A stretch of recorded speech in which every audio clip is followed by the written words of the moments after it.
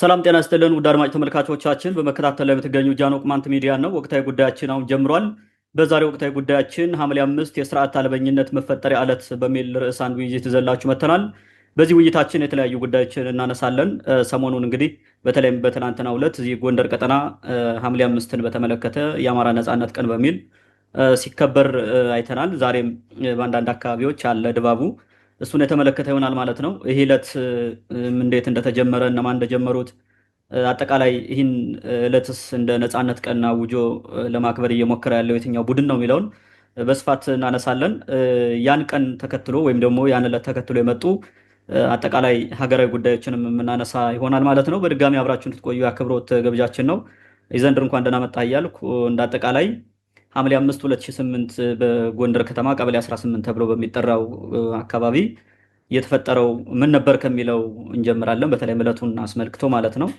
ወደ ሌሎች ጉዳዮች ከማለፋችን ወይም ደግሞ ወደ ዋናው መወያያ ርዕሳችን ከመግባታችን በፊት እንደ መነሻ ዕለቱ ምን ይመስላል የሚለውን የሐምሌ 5 2008 ዓ.ም ክስተት ታሪካዊ ዳራው ምን ነበር ከሚለው ጥያቄ እንጀምርና በዚህ ብጀምር መልካም። እንግዲህ ይህን ሐምሌ 5 የነፃነት ቀን ብለው እያከበሩት ነው።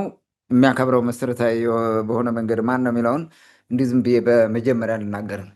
በዋናነት ይህን እያጦዘ ያለው ብልጽግና ነው። የብልጽግና መንግስት ነው። በኋላ እመጣበታለሁ። ለዚህ ማሳያ ትላንት ሐምሌ 5 ስለነበረ ሐምሌ 5 ደብረ ማርቆስ የአውሮፕላን ማረፊያ ነው። የአውሮፕላን ማረፊያ ምርቃት ተብሎ ምርቃት እያደረጉ ነበር እና እዛ ጋር የተገኙት በሙሉ ይሄን ነገር ነው የሚያራግቡት የነበሩት። በተለይ የክልሉ ፕሬዚደንት የአማራ ሕዝብ ጥያቄ ተመልሷል፣ የቀረን ሰላም ማድረግ ብቻ ነው፣ ሰላም ማምጣት ብቻ ነው የቀረን እንጂ ጥያቄው ተመልሷል። የወልቃይት እንትን የሚባለውም የወልቃይት ምንድን ነው ይሄ የተከዜ ዘብ የሚባለውም በእነ ደመቀ ዘውዱ የሚመራው ምንድን ነው የሚለው ጥያቄው ተመልሷል ነው። ኦልሬዲ ያስመለስ ነው በብልጽግና ጋር ሆኖ ነው ብለው ነው የሚያስቡት። እና ብልጽግና ነው ይህን በደንብ እያጦዘ ያለው እና የነደመቀ ዘውዱ አጋጣሚ እንትን ወደ ላይ አውጥተው ከፍ ከፍ ማድረግ ያው የሚታወቅ ነገር ነው፣ ፖለቲካ እየሰሩበት ማለት ነው። ስለዚህ እዛ ጋ ነው በደንብ ነው እያከበሩት ያሉት። የአማራ ጥያቄ ተመልሷል፣ ቀኑም የነፃነት ቀን ነው ብለው ነው ይህንን ነገር የሚያደርጉት ማለት ነው። ኦኬ እንግዲህ ይሄ ነገር ለምንድን ነው የተከሰተው? እንዴት ሆኖ መጣ ሐምሌ 5 የሚለውን ነገር ማየት አለብን። ታሪካዊ ዳራውን ወይም ደግሞ የመጣበትን ሂደት ማንሳትና ምክንያቱን እዚሁ መናገር ያስፈልጋል። ያንን ካላወቅ ነው አሁን የነፃነት ቀን ነበረ፣ ለነፃነት ተብሎ ነው የተካሄደው ወይስ የሌላ መብት ለማፈን ነው ወይስ ስርዓት አልበኝነትን ለማንገስ ነው? ምንድን ነው የሚለውን ነገር መረዳት አንችልም ይህን ካላወቅ ነው ማለት። ስለዚህ ይህን ማወቅ በጣም ጠቃሚ ነው። እንዴት ሆኖ ነው የመጣው፣ በምን ምክንያት ነው የተፈጠረው የሚለው ነገር መሰረታዊ ነገር ነው። ኦኬ እንግዲህ የሐምሌ 5ቱ ክስተት ታሪካዊ ዳራ በተመለከተ ሐምሌ 5 የነደመቀ ዘውዱ ጀግንነት ያመጣው ሳይሆን በቅማንት ጥያቄ ምክንያት የቅማንትን ጥያቄ ለማፈን ተብሎ የተፈጠረ ነው እና የቅማንት ጥያቄ ተነሳ። ያን ጥያቄ ተከትሎ ደግሞ ትግል ተካሄደ። ስለዚህ ይህን ትግል መጥፋት አለበት ተብሎ ታቅዶ ደሊብሬትሊ የተሰራ ስራ ነው። ካውንተር አታክ ለማድረግ የመጣ ነው። ይሄ ታሪካዊ መያያዙ የሚመጣው ከኢህአደግ በበረሃ በነበረበት ጊዜ ይሄ ምንድን ነው ህወሓትና ኢህዴን የሚባሉት የተስማሙት ስምምነት ነው መሰረታዊ ነገሩ ማለት ነው። የቅማንት ጥያቄ ወይም ቅማንትን የመሰረዝ ጉዳይ ከወልቃይት መሬት ከራያና ጸለምት መሬት ጋር ይያያዛል። በለውጥ ነው እኛ የተለወጥ ነው። ስለዚህ ያ ነው እዛ ጋር ነው መሰረታዊ የሚሆነው። እንግዲህ ኢህዴን ወይንም በኋላ ብአዴን የተባለው በመስከረም 1985 ነው ብአዴን የተባለው። ከዛ በፊት ኢህዴን ነበር የሚባለው እና ህወሓት አንድ ቃል ተግባብተው ነበረ በ1981 ዓመተ ምህረት ኢህአዴግ የሚባል ግንባር ሲፈጥሩ የተስማሙት ስምምነት ነበረ።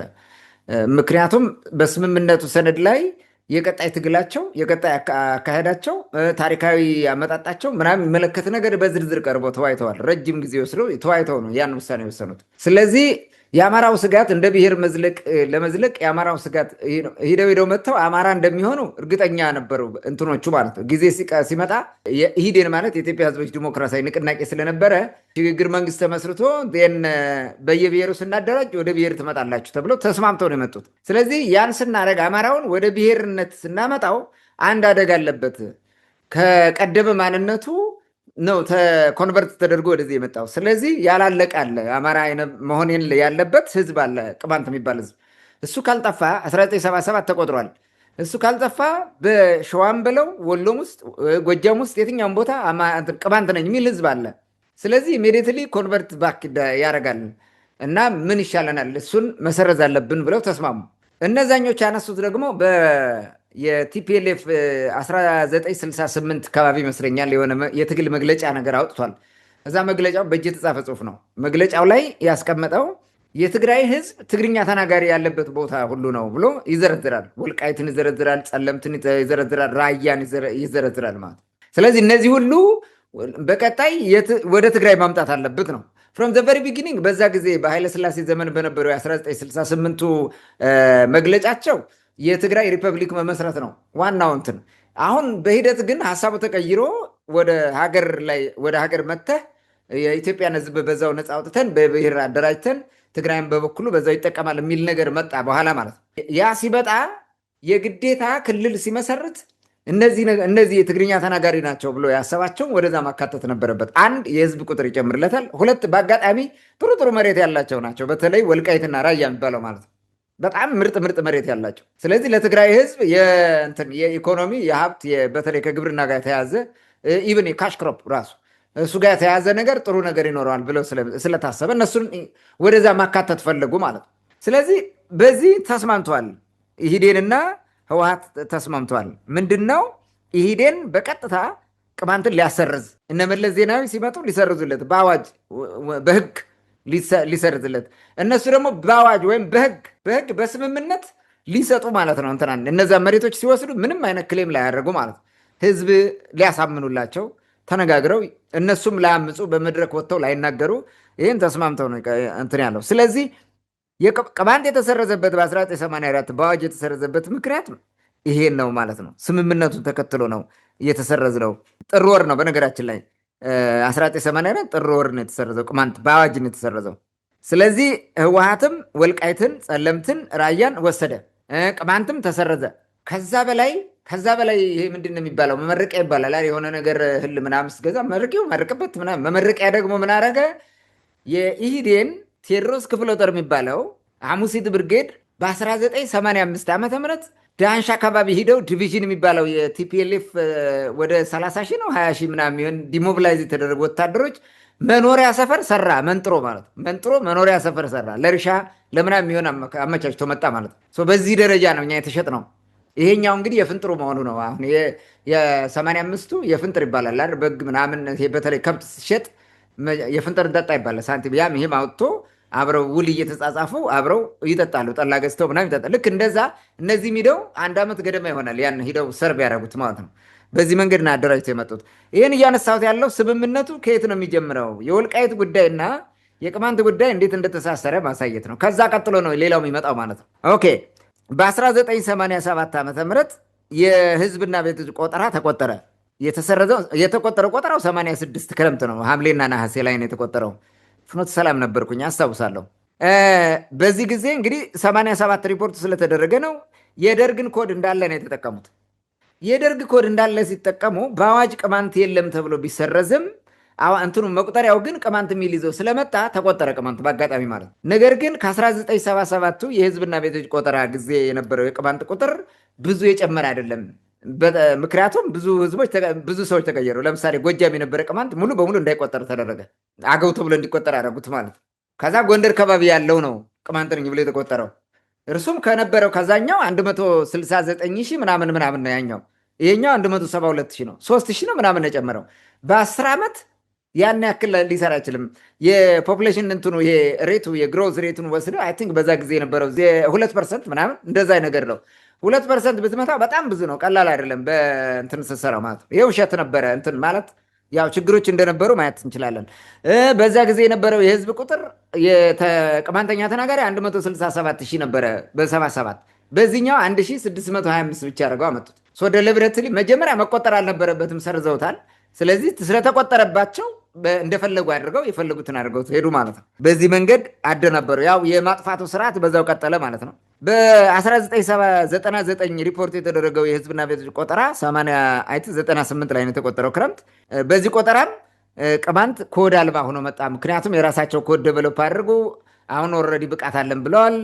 ን ቅማንት ሙሉ በሙሉ ተሰረዘ ማለት ነው። ተሰረዘ። አሁን ቅማንት ለመነሳትና ለመታገል ለማመፅ ምክንያት አገኘ ማለት ነው። ለመሰባሰብ ምክንያት አገኘ፣ ሁሉም ዳር እስከ ዳር ለመነሳት። መጀመሪያ ግን ከ1983 ጀምሮ የሽግግር መንግስት ከተቋቋመበት ጊዜ ጀምሮ የቅማንት ምሁራን እየታገሉ ነበረ። ብዙ ጥረው እምቢ ተብለው ነው በአዋጅን የተሰረዘው።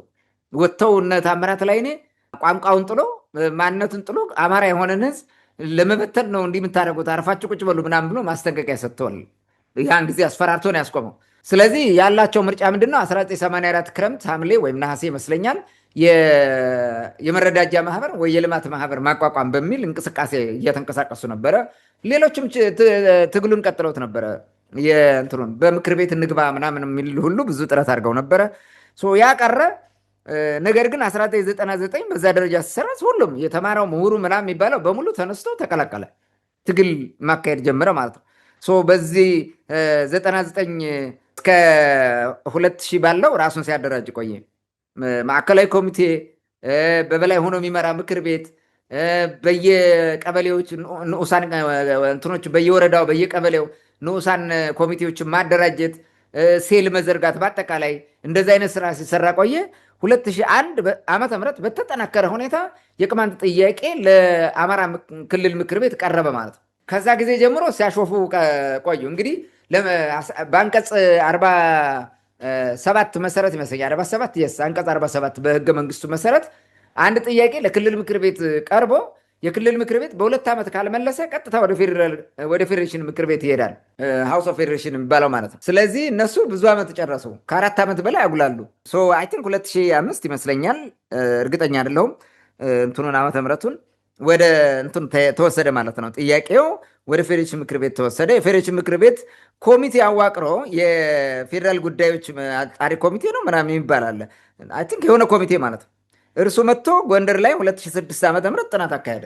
የአማራ ክልል ለማደናቀፍ ጣረ። አሁን በዚህ ሂደት ምን ሆነ? ምንድነው? የብአዴን ካድሬዎችና የህወሀት ካድሬዎቹ ተጣሉ። ህወሀትም አብዛኛዎቹ ነባር የሚባሉትና ተጽዕኖ ፈጣሪ የሚባሉ እንትኖች መሪዎች አጥተዋል፣ የሉም። ኦልሬዲ በዛ ጊዜ አዳዲስ የነበረን የመጣው እነ ደሳለኝ ምናምን የሚባሉ ወደ ስልጣን የመጡበት ጊዜ ነው። በብአዴንም በኩል እነገዱ ምናምን የነበሩ ተላላኪ የነበሩ በኋላ እነዚህ መጥተው ስልጣን የያዙበት ነው። ቱባ የነበሩት እነ ተፈራ ልዋ እነ በረከት የመሳሰሉት ተጽዕኖ ፈጣሪ አልነበሩም። እነ ህላዊ ሌሎችም ያን ያክል ተጽዕኖ ፈጣሪ አልነበሩም። እነገዱና የነገዱ ቡድን ነው አዲስ ተጽዕኖ ፈጣሪና እኛ ፒውር አማራዎች እኛ ነን የሚል ቡድን ነው የነበረው። በዚህ ምክንያት በመካከል እንትን ተፈጠረ ማለት ነው፣ ጠብ ተፈጠረ። የነገዱ ቡድንና የነ አባይ ወልዱ ቡድን ተጣላ ማለት ነው። ጠቡ የነበረው ምንድነው? ሆን ብላችሁ አማራን ለመበተን ቅማንት አስነሳችሁብን የሚል ነው። እናንተ ናችሁ ያስነሳችሁት፣ ዲሊብሬትሊ ነው ተብሎ የተጀመረው ማለት ነው። በዚህ መንገድ እንትኖቹ ችግሮች እየተፈጠሩ የመጡበት ዘመን እዛ ጋ ነው። 2005 ተጠና፣ 2006 መጥተው አይ ቲንክ 2006 አጠኑ። ዜን 2007 እውቅና ሰጠ የፌዴሬሽን ምክር ቤት ማለት ነው። እውቅና ሰጠ። እውቅናው ምንድን ነው? ማንነቱን መልሰናል። የክልል እንትኑ ይሄ ምንድን ነው? መሬት ላይ ወርዶ አስተዳደር መመስረቱን የቅማንት ህዝብና የአማራ ክልል ምክር ቤት በጋራ ሆኖ ማለት የአማራ ክልል መንግስት በጋራ ሆኖ ይፍቱት ነው። የአማራ ክልል ምክር ቤትም እኛ እንፈተዋለን በቃ አምጡት ምናምን ብለው ተስገብግበው ወሰዱት። ምክንያቱም ማፈን እንደሚችሉ ስለሚያውቁ ማለት ነው። ያንን ተደረገው ደሊብሬትሊ እና ከበስተጀርባም የሆነ የተሰራ ሴራ እንዳለ ይገባኛል። አስተዳደር አናስቆምም፣ ካቆምንም በወረዳ ደረጃ አድርገን እንዳይነሳ እንዳይሞት አድርገን ነው የምንለው እንጂ በፍጹም የሚል ነገር ነበራቸው። ተስማምተዋል። ስለዚህ እውቅናውን ሰጥተን እናስተነፍሰዋለን ህዝቡን፣ እናንተ ከዛ በኋላ ሌላውን የፈለጋችሁትን አድርጉ ያለው ይመስለኛል። ዋቴቨር ያ ነገር እንትን ሆነ። 2007 እንትን አለ 42 ወረዳ ብለው 42 ቀበሌ ብለው ወሰኑ ማለት ነው። በልዩ ወረዳ ሮቢት ላይ ይቋቋም ብለው እንግዲህ አማራ ክልል በዚህ ሂደት ውስጥ ያለ የቅማንትን አስተዳደር በ42 ቀበሌ ወረዳ ሮቢት ለመመስረት በሚል እንቅስቃሴ ሲንቀሳቀስ ህብረተሰቡ እምቢ አለ። ዜን ልዩ ኃይሉ የሚባል እና ሚሊሻ ሰባስቦ መጥቶ ማውራ ላይ ውጊያ ጀመረ። የማውራው ውጊያ ወደ ተርኒንግ ፖይንት አሁን ሐምሌ 5 ምናምን የሚባለው በሙሉ ኤቭሪቲንግ የማውራው ውጊያ ነው እንትኑ ተርኒንግ ፖይንቱ የመጣው ማለት ነው። ስለዚህ የወልቃይት አማራነት ማንነት አስመላሽ ኮሚቴ የሚባል አይ ቲንክ ከዛ ቀደም ብሎ እንትን መስርተዋል። ላንድማርክ ጎንደር ላይ አምጥተው መስርተዋል። ያ ኮሚቴ በነ አታላይ ዛፌ አታላይ ሌላ የኔ ሆኖ ምናምን የሚባሉ ነበሩ። ብዙዎቹን አውቃቸዋለሁ። በኋላ እንትና ደመቀ ዘውዱ የሚባል ኮሎኔል ከቲፒኤልኤፍ ጋር ተጣልቶ በቀጥታ ከዚህ ኮሚቴ መጥቶ ይገባል። እዚኛው ኮሚቴ ለመበቀል ነው። እዛ ጋር የሆነ የወሰዱበት እንትን ስለነበረ ነው። ይሄ ሰላም አስከባሪ ምናምን እየሆነ የነበረበት ሁኔታ አለ። የሰራው ቤት ተቀምጧል። ትግራውያን ነው ማለት የትግራይ ተወላጅ ነው። በነገራችን ላይ ሰው ለብቀላ ብለው መጥቶ ገባ እዚህ ውስጥ እዛ እንትን ኮሚቴ ውስጥ ዋና አድራጊ ፈጣሪ ሆኖ ገባ ማለት እንግዲህ 2008 የማውራውን ጦርነት ተከትሎ ጭልጋ ላይ ብዙ ጭፍጨፋዎች ተደርጓል። ከዛ ሌላው እርምጃና የጥቃት እርምጃ የተወሰደው ህዳር 29 ቀን 2008 ሽንፋ ላይ ነበረ። የሽንፋውን ስብሰባ በቪዲዮ የተቀረጸ ነው። ስብሰባው የመሩት የወልቃይት ኮሚቴ የሚባሉት ናቸው። እዚህ ውስጥ ማን አለ? ይሄ ሰው እያለ ደመቀ ዘውዱ የሚባለው ማለት ነው። ይህም በቪዲዮ ማየት እንችላለን። ቪዲዮ ላይ የሚናገሩትን ራሱ ማለት ያ ወደ 54 አይሱዝ የሚሆን ከተለያየ ቦታ ከአማራ ክልል የሚባል በዛ አካባቢ በተለይ ጎንደር አካባቢ ካለው ኢቭን ከጎጃም የሚወጡ አሉ ሰብስበው የታጠቀ እስከ አፍንጫ የታጠቀ ኃይል አምጥተው ነው ሽንፋ ላይ ሰላማዊ ሰልፍ ነገር የምን ወታደራዊ ታሊም የምንበለው እንደዛ ይሄ ዙረው ሲያስፈራሩ ቆዩና ስብሰባ ተሰብስበው በዋናነት የወልቃይት ኮሚቴ ነው የሰበሰበው። ስብሰባው ላይ በዚህ ገብተን ያቸራው ሊቀመንበር ይመስለኛል ሽንፋ በኩል አድርገን ጉባኤ ምናምን አድርገን ቅማንቱን በሙሉ አጥፍቼ እሄዳለሁ 200 ሰው ነው ምናምን ይስጡኝና ብሎ ይናገራል። ቄሱ የሸለመበት ማለት ነው። እዛ ጋር በዋናነት የሚያነሱት ምንድነው? ቅማንት ጠግቦ ሽንፋን አላስገድብ ብሎ ነው። ስለዚህ ሽንፋን ለመገደብ ነው ቅማንቱ ላይ እርምጃ ወስደን እንትንን ለማድረግ ነው፣ ልኩ እናስገባዋለን ነው ዋና ስብሰባው። ይህን ያካሄደው ማን ነው? የወልቃይት ኮሚቴ። የወልቃይት ኮሚቴ አመሰራረቱ ምን ለማድረግ ነው ማለት ነው? በነገዱ አንዳርጋቸውና በነደመቀ መኮንን የተመሰረተ ነው እና ቲም ገዱ የሚባለው ማለት የእሱ ቡድን ነው የመሰረተው። ሲመሰረቱት ምንድነው? የቅማንትን ጥያቄ ማድቀቂያ ነው። ስለዚህ ለህወሓት ደግሞ አጀንዳ ተሰጠዋለህ በወልቃይት ጉዳይ ማለት ነው። አሁን ጠቦ እዛ ጋ ነው ያለው። ስለዚህ ጥያቄውን እያወቀኛ ያፈናውን ነገር በምክር ቤት ሂዶ አቅርበው እንደዛ እውቅና ሲሰጥ ዝም ስላለ ህወሓት ላይ ሌላ ችግር መፍጠር አለብን፣ መሬታችን መመለስ አለብን። እኛ ድሮ በዛ መሬት ነው የቀየርነው ቅማንትን። ስለዚህ ህጉን አፍርሶ ስምምነቱን አፍርሶ ቅማንትን እንደዚህ አድርጎ እውቅና ከሰጠ እኛም መሬታችን መመለስ አለብን የሚል እንትን ይዘው ግጭት ጀመሩ፣ ተጣሉ ማለት። ስለዚህ የወልቃይት ኮሚቴ የሚባለው መጥቶ ቅማንት ላይ ያን ያክል ስራ የሰራው ይሄ ነው፣ ያን ጊዜ ነው። አሁን ታሪካዊ ዳራው እዚህ ጋር ነው የሚመጣው። የነ ደመቀ ዘውዱ እዛ ኮሚቴ ውስጥ ገብቶ መጥቶ መግባትና ቅማንት ላይ ያደረጉት ዘመቻ ጎንደር ላይ እነገዱና እነ ደመቀ መኮንን ያንን ሴራ አቀነባብረው ከነደመቀ ዘውዱ ጎን ሆነው ያ የፌዴራል ፖሊስ ሄደው ሊይዙ የሄዱት ማለት ነው። የወልቃይት ኮሚቴ ህገወጥ ስራ ሰርቷል ነው ሊይዙት የሄዱት ማለት ነው። አንደኛ በጦር መሳሪያ የታጀበ ሰልፍ ሲያደርግ ውሏል እንትን ላይ ይሄ ይታወቃል። በደህንነት እንትኑ ማለት ነው በደንብ አድርጎ ይታወቃል። ሽንፋ ላይ በዚህና በሌሎች ህገወጥ ድርጊቶች ምክንያት ለመያዝ ነበር የመጡት አስረው ፍርድ ቤት ለማቅረብ ማለት ነው። ይሄን ደግሞ ያቀነባበሩት ከበስተጀርባ እነገዱ ስለሆነ ስራ ተሰራ ማለት ነው። ያ ቅድም ምንድን ነው የተፈጠረው ያልከው የተፈጠረው የዛ ጊዜ ነው። በዚህ መንገድ ነው የመጣው። መሰረታዊ ነገሩ ይሄ ነው። እንግዲህ ሁሉም አሁን እዛ ከመጡት የፌዴራል ፖሊስ እንግዲህ ከፌዴራል ደህንነት ምናምን ተልከው ነው የመጡት። መጥተው እዛ እንትን ካደረጉት አብዛኛዎቹ አማራዎች ናቸው። አንድ ነው የትግራይ ተወላጅ የነበረው እዛ ውስጥ ግን ከትግራይ ነው የመጡት ብለው ነው የሰበኩበት እና ብዙ ታጣቂ ከታች አርማጭሆም ከምንም እየሰባሰቡ ያ ነውጥ እንዲፈጠር ያደረጉት በዚህ ምክንያት ነው። ዋናው ነገር እዚህ ጋር ማየት ያለብን ምንድን ነው? የአማራ ክልል እንትኖች ምን እንዳደረጉ መሰረታዊ ፍላጎታቸው ምን እንደነበረ ይሄን ነው ማየት ያለብን። 2008 ከማውራው ጦርነት ቀጥሎ ኢሳት የሚባል ስለ ማውራው እንትን ሲዘግብ ምንድን ነው ያለው? መሳይ የሚባል ሰውዬ ነው። እርሱ ነው ቃል በቃል የተናገረው ተሰጥቶት ማለት ነው። የቅማንት ኮሚቴ የወያኔ ተላላኪ ነው፣ መቀሌ ቢሮ አለው ብሎ የተናገረው እሱ ነው። ከዛ ጊዜ ጀምሮ መቀሌ ቢሮ አለው የሚል ወሬ እየተናፋ ትግሬ አማራ ሊያፈርስ ነው ወደሚል መጥተው ነው ይሄንን ሲያደርጉ የኖሩት ማለት ያደረጉት።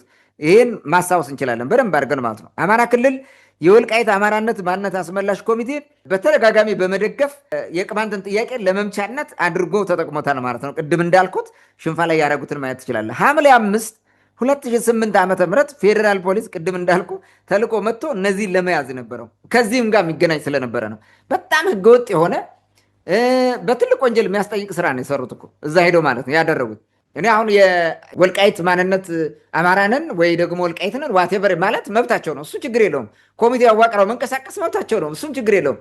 ግን የሌላን ህዝብ መብት ለማድቀቅ መምጣት የለብም። ዩሲ የወልቃይትን ህዝብ የማንነት ጥያቄ ካለው ማስመለስ እንጂ ቅማንት ላይ መጥቶ ማፈን ምን ያደርጋል? ስለዚህ ማን ያቋቋመ ማለት ነው? ብአዴን። መሰረታዊ ነገሩን የሰራው ብአዴን ነው ማለት ነው።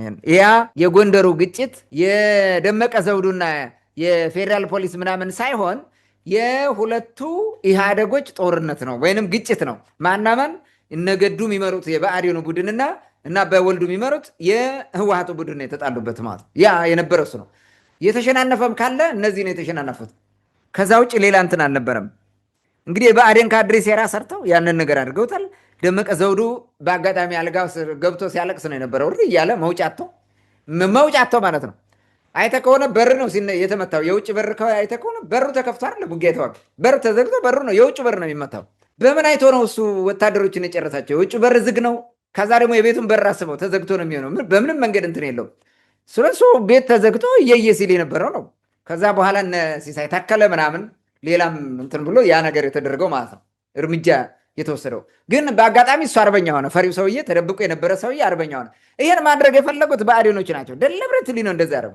ምክንያቱም በዛ ወቅት ለነበረው ነገር ግርግሩን ለመፍጠር የግዴታ አንድ አርበኛ ትፈጥርና በሱ ዙሪያ ወጣቶችን ማስነሳት አለብን። በቃ ከዛ በኋላ አርበኛ ሆነ።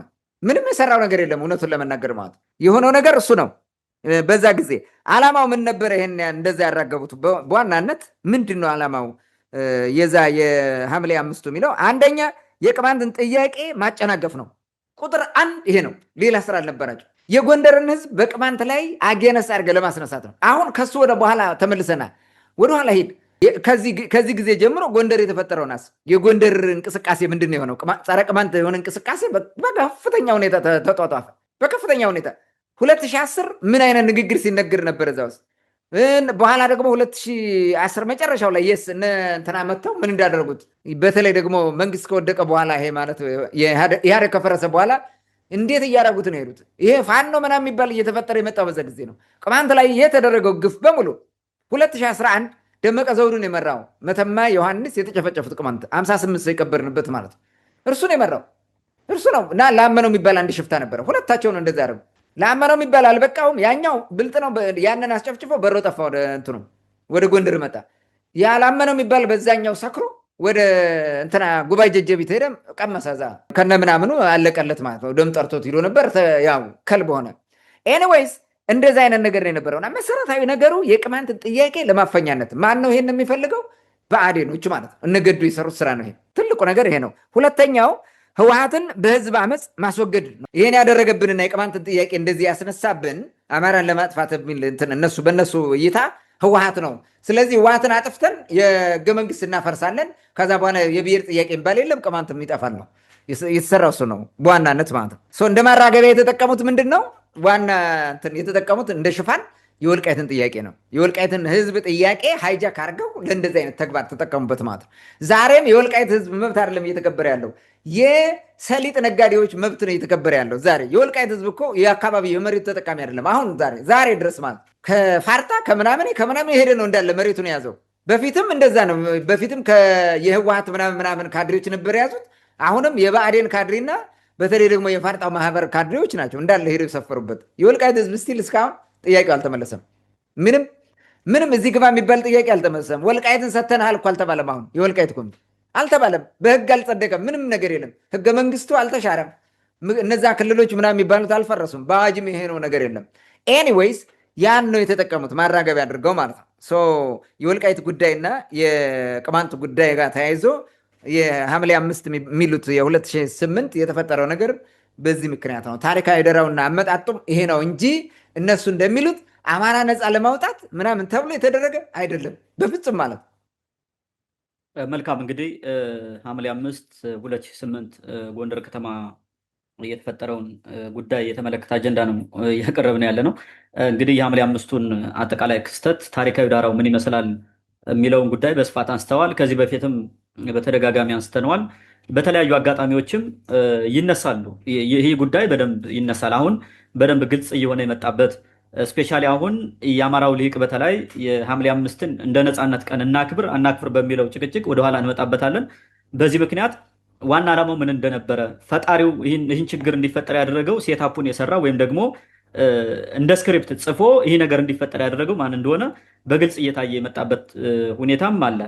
በተለይ ደግሞ ቅድም እንዳልከው ያን ተከትሎ የመጡ አጠቃላይ በተለይ አካባቢውን መሰረት ያደረጉ ቅማንት ላይ መሰረት ያደረጉ ጥፋቶች የዚህ ዕለት ቁርሾዎች እንደሆኑ በርካታ ማሳያዎች አሉ።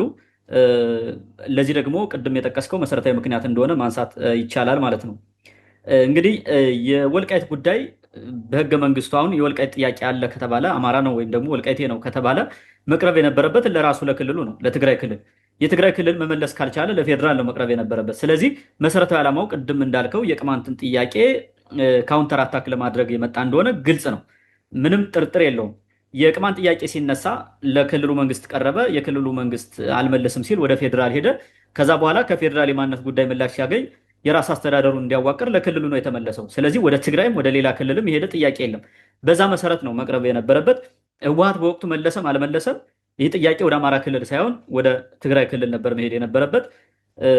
ምናልባት ቅድም ስላልጠቀስከው ይሆናል እንጂ የወልቃይት ማንነት አስመላሽ ኮሚቴ የሚባልም ከዚህ በፊት በሰሜን አሜሪካ የተቋቋመ እንደነበረ የወልቃይትን ማንነት ማስመለስ የሚፈልግ ቡድን እንደነበረ እሱም ተባሮ እዛ ሀገር ሲኖር እንደነበርና በኋላ ተቀይሮ ሃይጃክ ተደርጎ እንደተወሰደም የሚታወቅ ነው።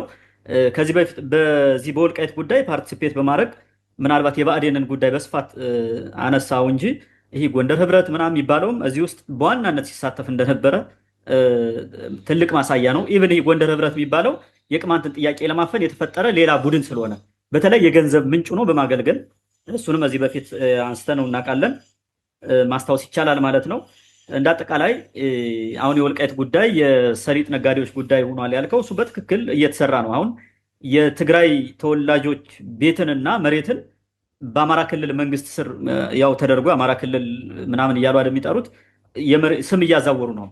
ስም እያዛወሩ መሬቱንም ቤቱንም ሌላውንም ንብረት በተለይ ማይንቀሳቀስ ንብረት የሆነውን እዛ አካባቢ ማንቀሳቀስ ያልቻሉትን አሁን ደግሞ የስም ማዛወር ስራ እየሰሩ እንደሆነ በተለያዩ ዓለም አቀፍ ተቋማት ራሱ እየተጋለጠ ያለበት ሁኔታ ነው ያለው። ምናልባት እሱም በሂደት የምናየው ይሆናል። ወደሚቀጥለው ጥያቄ እንለፍና እንግዲህ ይህ ዕለት ወይም ደግሞ ሐምሌ 5 ቀን የተፈጠረው ክስተት ያመጣው ፋይዳና ዳፋ ምንድን ነው? ምናልባት ያመጣው መልካም ነገር አለ ከተባለ ካለ ብታነሳው፣ ምናልባት ብዙ ሰው የሚያውቀው ጥፋቱን ስለሆነ ያመጣው ፋይዳና ዳፋ ምንድን ነው? ወደ አንተ ልምጣ። መልካም እንግዲህ የጎንደር ህብረት ምናምን ብአዴን የፈጠረው እኮ ነው። በተለይ ደግሞ የፋርጣው ማህበር የፈጠረው ነው። ከፊት ለፊት አድርጎ የቅማንትን ጥያቄ ለማፈን ቅማንቶቹን ከፊት አድርጎ የቅማንት ተወላጅ የሆነው በስነ ልቦናው ቅማንት ያልሆነ ማለት ነው እነሱን ከፊት አሰልፎ ለማፈን ሲጠቀምበት የነበረ የብአዴን አሻንጉሊት ነው። ብአዴን ነው ማለት ይሄን ሁሉ ይጨምራል። ሌላም ኮልኮሌ ይኖራል። ይሄ ብቻ አይደለም፣ በጣም ብዙ ኮልኮሌ ይኖራል። እነሱ ጋር አብሮ የሰራ እሱ ማራገቢያ ነው። ሌላው ደግሞ ዶላር መሰብሰቢያ ነው። የቅማንት ጥያቄ ስፖንሰር ሲያደርጉ የነበሩት እኮ የጎንደር ህብረት የሚባለው ኮልኮሌ ነው። ጥይት የሚገዛው የትራንስፖርት አቅርቦት የሚያቀርበው እሱ ነው የነበረው። ኦኬ እንግዲህ ሐምሌ 5 የተፈጠረው ክስተት ያመጣው ፋይዳና ዳፋ ምንድን ነው የሚለውን እንብየው። መጀመሪያ እስኪ ዳፋውን ወይም ያመጣውን ችግር እንመልከተው። ምንድን ነው የመጣው? አንደኛ የቅማንትን ህዝብ ያለምንም ከልካይ እንደፈለገ እንዲጨፈጭፉት እድል የፈቀደው ወይንም የተጀመረው ያን ጊዜ ነው። ጥሩምባው ነው የተነፋው።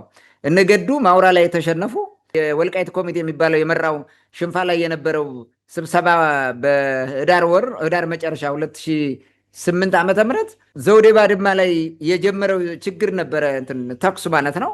እነዛ ተደራጅቶ የነበሩ ቅማንቶች ተዋግተው አሸንፈውታል። ጫካ ገብቶ ተበታትኖ ነው ሄደው። ያ እንደዛ ሲያደርግ የነበረው ተበታትኖ መግቢያ አጥቶ ማለት ነው። ከዛ በኋላ ደግሞ ተመልሰው ያንን ህዝብ በቃ እንዲህ ካደረግን በደንብ ተደራጅተን ማጥፋት አለብን ብለው ስራ የሰሩበት ነው። ያ ነው ክረምት ላይ። ይሄ እንግዲህ የሆነው ሐምሌ ነው። እዛ ጋ በጋ ላይ ነው፣ ህዳር ላይ ነው እንደዛ ያደረጉት። ስለዚህ ተሰባስበው የቅማንትን ህዝብ እንደፈለገ እንዲጨፈጨፉ እድል የሰጣቸውና ሞቢላይዝ ለማድረግ ራሱ የጠቀማቸው ናቸው። ይህን ማየት እንችላለን። 2010 ሙሉ በሙሉ ቅማንትን አሁን ካለበት የቅማንት ሰፈር ውጭ ሌላ ቦታ የነበሩ ኢቭን የራሳቸው መሬት በሙሉ እያፈነቀሉ ሰደዋቸዋል። በመንግስት ሰራተኛ ምናምን የነበረውን በሙሉ አፈነቃቅለው ጠርገው አባረዋል። እቅዱ የሚታቀደው በዚህ ኮሚቴና አብረው ነው። የብአዴኑ በአንድ ላይ እንትን እያደረገ ነው። 2011 ሙሉ በሙሉ ተጨፍጭፈናል። ሙሉ በሙሉ ለመከላከል ሞክረና ተጨፍጭፈናል። ቅድም ያነሳሁት እነ ደመቀ ዘውዱ የመሩት የመተማ ዮሐንሱ ሌላውም ዳር እስከ ዳር ቅማንት የተጨፈጨፈበት ጊዜ ነበረ እሱ። 2012 እንዲሁ ነው። ብዙ ቦታ በተለይ አዘዞ፣ ጎንደር ያ 5 ቤተሰብ ያለቁበት እኮ 2012 ነው። የመስከረም 19 2012 ያ የተሰራው ማለት ነው። ሙሉ በሙሉ ጎንደር ከተማ ጭልጋ ከባድ የሆነ ጭፍጨፋ ነው የነበረው።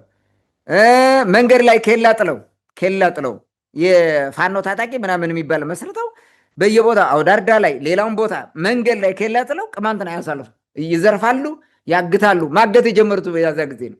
እገታ የጀመሩት ማለት አግተው መውሰድ፣ መግደል፣ ይህ ሁሉ የተሰራ በዛ ጊዜ ነው። ያ ነው ይዞት የመጣው። ይሄን 2013 የተደረገውን ታውቃለህ? ጁንታ ተብለን የተጨፈጨፍ ነው። ቅማንት ጁንታ ነው፣ የጁንታ ደጋፊ ነው፣ ጁንታ ነው ተብሎ ያ ሁሉ ግፍ የተፈጸመብን። 2014ም ቀጥሎ ሱዳን ዛሬ ያሉ ወደ 10 ሺህ ነው ምናምን የሚቆጠር ሰው አለ ተፈናቃይ። ያ ሁሉ የተደረገው እስከ 2014 ክረምት ነሐሴ ድረስ የተደረገ ጭፍጨፋ ነው። ያን ጊዜ ነው የታቀደ፣ ያን ጊዜ ነው የሰሩት። መነሻውም ጸረ ቅማንትነት ነው ወይም ቅማንትን ለማጥፋት ነው። በኋላም ሂደቱ ቅማንትን በማጥፋት ነው እንትን እያለ የመጣው ታጅቦ የመጣው ማለት ነው። ይህንን ማየት እንችላለን። ስለዚህ አንደኛው ይሄ ነው። ሁለተኛው የአማራ ህዝብ መከራ የጀመረበት ዕለት ይሄ ነው። በዚህ ጊዜ ነው የጀመረ የአማራ ህዝብ ዕለት እንትኑ መከራው ማለት ነው። ልብ በል፣ ከዛ በፊት አማራው ምን ነበረ? ሰርቶ ነው የሚበላው እንደ ማንኛውም ኢትዮጵያ። የሆነ የተለየ እንትን አልነበረውም። በክልል ውስጥ እንደፈለገ ነው። የራሱ ምክር ቤት አለው፣ የፋረሱ ምን። አሁን ምንድን ነው ያለው? ዛሬ ላይ ያለው የአማራ ሁኔታ ተመልከተው። የአማራ ህዝብ ዛሬ ምን እያደረገ ነው? ደም እያለቀሰ እኮ ነው። ልጆቹ እኮ እያጣቸው ነው ልጆቹን። ይህ ህብረተሰቡ አርሶ መብላት አይችልም። ትልቅ ችግር ውስጥ ነው የወደቀው ዛሬ ላይ ያለው የአማራ ህዝብ ማለት። ጎንደር ቅማንትን አጠፋለሁ ብሎ ቢነሳም ራሱን የጠፋው በኋላ ራሱ በኢኮኖሚ በምን ምን ደቃቆ ባዶውን እኮ ነው የቀረው። ዛሬ የተመልከተው ጎንደር በለው የፈለከው ብትለው ማለት ነው። ስለዚህ የአማራ ህዝብ መከራው ራሱ በዛ ጊዜ ነው የጀመረው ማለት ነው። የአማራው እስከ ዛሬ ቅድም እንዳልኩት እየተሰቃየ ነው። እርስ በርሱ ራሱ ይጋደላል። ቡድን መስርቶ ራሱ አሁን የጎንደር የጎጃም ተባብሎ ተከፋፍሎ ማለት ፋኖ ነኝ ያለው ራሱ እርስ በርሱ ይባላል። ትልቅ መከራ ነው የመጣበት። ከትግራይ ህዝብ ጋር ተጣላ። እየፎከሩ እጃሎ እያሉ ቆሎ እየቆሉ በህብረት መነኩሴ ሳይቀር እያቀራራ ትግራይ ለማስጨፍጨፍ ማለት ነው። እንደዚህ እያደረጉ አሳዩ። የትግራይ ህዝብ በአማራው ህዝብ ላይ ቂም እንዲይዝ ያደረጉት ማለት ነው። አይ ቲንክ በህዝብ ላይ ሊሆን አይችልም። ያው ሊቃን እንደሆነ ያውቃል። አሁን እርግጠኛ ነኝ እኔ እንደዛ እንትን አይመስለኝም። ግን ከትግራይ ህዝብም ጋር እንደዚህ ያጣሉት ማለት ከቅማንት ህዝብ ጋርም ለማጋጨት ብዙ ጥረት ተደርጓል። አጋለውታል። ደም እንዲቃባ ለማድረግ ሞክረዋል። በደንብ አድርገው ሰርተዋል። ይህም መከራ ነው፣ ለአማራው ህዝብ መከራ ነው እንጂ ምን ጸጋና በረከት አይደለም። ከኦሮሞ ህዝብ ጋር ራሱ እንዴት ነው ያጣሉት? ልብ በል። ከሐምሌ 5 በኋላ እኮ ነው እነዛ ሴቶች ታገቱ፣ በዚህ ምናምን አለቀብን፣ ኦሮሚያ እንደዚህ አደረገ፣ ኦሮሞ እንዲሆነ ምናምን በቃ ቃውጥ የሆነ ነገር የተፈጠረው ከዛ ጊዜ ጀምሮ እኮ ነው። ይህ ሁሉ ዘረኝነት የተመላበት ስድብ፣ ንግግር ሁሉ የሚተላለፈው በአማራ ልሂቃን በሚባሉት ከዛ ጊዜ የመጣ ነው። ከዛ ጊዜ ነው የሚጀምረው። ዘላቂ የሰላም መንገዶች ተዘግቶበታል የአማራው ህዝብ። ዘላቂ የሰላም መንገዶች ማለት ምንድን ነው? ዩሲ ከትግራይ ጋር የምትታረቅበትን መንገድ ከመፈለግ ይልቅ ከትግራይ ጋር እንዳይስማሙ አብረው እንዳይኖሩ አንድ አይነት ህዝብ እንደነበሩ እንኳን እንዲረሱ ቱዛት ክስትን በጠላትነት ዛሬ እንትን ያደርጋሉ፣ ይሰብካሉ ዛሬ ድረስ ማለት በተለይ የሰሊጥ ጥቅመኛው ኢንቨስተር የሆነው የፋርጣው ማህበርና ይሄ የነደመቀ ዘውዱ ጸረ ትግራይ የሆነ ነገር ነው የሚሰብክ። አንድ አይነት ህዝብ እኮ ነው የትግራይ ህዝብና የአማራ ህዝብ። በነገራችን ላይ በደሞ አንድ ነው፣ ግን የመጨረሻ ለዘላለም እንዳይገናኙ አይነት የማድረግ የጠላትነት ስራ ነው የሚሰሩት። እነዚህ ሰዎች ቢለያዩ እንኳን አሁን ትግራይ የሚባል ሀገር ቢፈጠር ቢገነጠል ሲዘምት ነው የሚኖረው ወዲኛው ጋር ማለት ይህም ወደዛ ሲዘምት ነው የሚኖረው። ዘላለማዊ የሆነ ጥላቻን እየፈጠሩበት መጥተዋል ማለት ነው። ይሄ ደግሞ ዘላቂ የሆነ ችግር ነው የሚመጣው እንጂ ዘላቂ ሰላም አይደለም። ዘላቂ ሰላም የሚመጣው ከህወሓትም ጋር ይሁን ከማንም ጋር ይሁን ቁጭ ብለህ መነጋገር ነው፣ መወያየት ነው፣ ሰላማዊ መንገድ መምረጥ ነው። ግን ከዛ ይልቅ በጦርነት እንዲሆን አይነት ነገር ነው። ይልቁን እንዲያውም ከቲፒኤልኤፍ ጋር ህብረት ፈጥረን አብረን የጋራ ጠላታችን እንዋጋለን ብለው የተነሱትን እንደ ከሃዲ አድርገው ይሰድቧቸዋል፣ ያዋርዷቸዋል ማለት ነው። ከሃዲ ነህ ቱ ዚስ ኤክስተንት ነው እንትን የሚሉት ማለት ነው። ዛሬ ላይ ህይወቱ ምስቅልቅል ውስጥ ገብቷል የአማራው ህዝብ። ስለዚህ ያ ሰኔ ሐምሌ 5 የሚባለው የአማራው ህዝብ መከራ የጀመረበት ቀን ነው ማለት ነው። ሶስተኛው ችግር ወይም ዳፋ ኦሮማራ የተባለ ሰይጣናዊ ጋብቻ ተፈጽሞ ብልጽግና የሚባል ክፉ ልጅ የተወለደበት ቀን ነው ያ ቀን ማለት ነው። ያ ነው መሰረቱ። ከዛ ጊዜ ጀምረ ግርግሩ 2008 ጀመሩት፣ 2010 ተወለደ ኦሮማራ ምናምን በሚለው ማለት ነው። ስለዚህ አሁን ይኸው እንደምታውቀው አገሪቱ ሙሉ በሙሉ ወደ ዳግማዊ ዘመነ መሳፍንት ተከታ። ዜጎች በነፃነት አይሄዱም። በመኪና መሄድ እኮ አትችልም ዛሬ። ግብር እየከፈለ መሄድ የተለመደ ሹፌር ካልሆነ በስተቀር ማለት ነው። ሁሉም በአውሮፕላን ነው የሚሳፈረው። አውሮፕላን ደግሞ ምን ያክል እንደሚያስከፍል አያስበው። ይሄን ነው እየተደረገ ያለው። በአውሮፕላን ስትሄድ የመንግስት ተቋም ነው። አውሮፕላን ለመንግስት ነው የምትሰጠው ብርህን በሙሉ ማለት ነው። መንግስት ነው አትራፊው። በመኪና ስትሄድ ደግሞ የግል ባለሀብቶች ናቸው በመኪና እንትን የሚያደርጉት። አሁን ያ ምድሩ እንትን ስለቀረ መንግስት ራሱ ገንዘብ ይሰበስበታል። ህዝብ እየተሰቃየ እየተበላ ማለት ነው። ይሄ ሁሉ ሆኗል።